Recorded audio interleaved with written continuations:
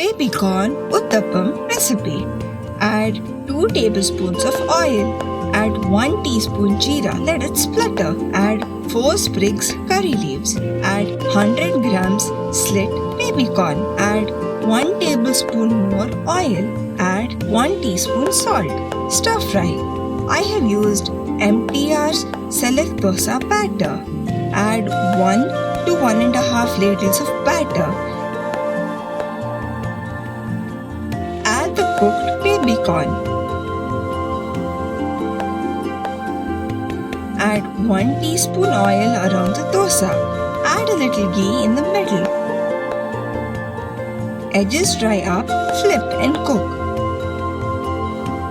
Add half a teaspoon ghee and cook till golden brown. Add a dollop of butter. Serve with spicy green chutney.